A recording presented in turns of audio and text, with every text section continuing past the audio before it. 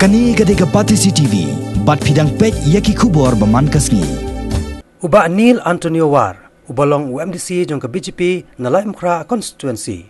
Haka kanreu terek mutau bena jeliu, ula ino saya kaseng BJP. Balai penyesuap pat ilade, saya kaseng sang partai, kebederu kaseng riulum ke United Democratic Party. Haga ni kasngi yu ba Neil Antonio War, da pedang buram, da Presiden jong ke UDP sang kemi, Dr. Don Kupar Roy, ringkat ke jingan lang, Working President jong ke UDP, uba polling do. Uba Neil Antonio War ula job ik election MDC, na Lai Mukra constituency, House Nam Arja Khatsau, na ke tiket jong keseng Kongres. Henry House Nam Arja Khatnyo belala, ula pet no na keseng Kongres, bat blek penyeso no pat ilade bat keseng Bharatiya Janata Party, ban yakun ya ke election MLA Arja Khatpra. Henry ubala syarem no pan haka kertong jong keseng Kongres ikong ampurin lingdo. Haba keren sekilat patai kubor, hadian ke jingrong sya keseng UDP.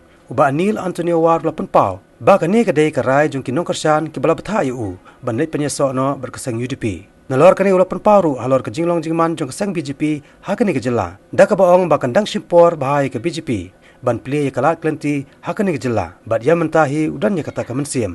Ban pen KM biang ya kani ke seng riulum ke balarem hakani ke jela. Na ke benta ke jingmentoy jong pai bahi ubadai trai muluk. Kini compare ya ka MLA elections but ya kini ka jingrung UDP jonga ngatrai basically nakalang jonga habide bat ka election MLA.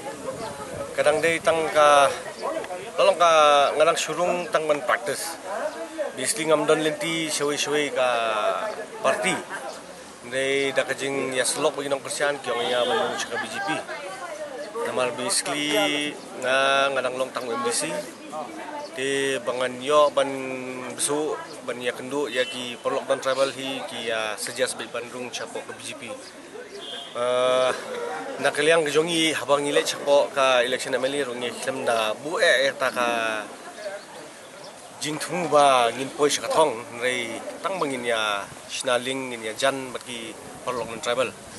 Rei kumangal akren menne kajing rung chika UDP kalade kajing tungu jongan adu arhajar khat lai tengah sokman ba menta kenti da kajing slok lang bat ki perlok dong kersian jonga jong ka MDC constituency ba ka MLA constituency ki khmat hi unanimously klai decide bangin ya phai bit chika UDP so ultimately ngong kani berbot hi habarung chunu kaseng kam dei ka decision ka jonga namar kadi decision hi jong ki bobon balang namar kumanga kren wong ba elections is not my personal agenda, it's not my kamde kanong kenti ka jonga kadi hi ka kam jong pai ba but upai ba hi ban rai shanungan yat but ultimately kat ni ngalong politician lada dei banga sim ya ka politics ba kadi ka personal business affair ka jonga then maybe kan dei ka opportunistic move kejonga Bandung chaka UDP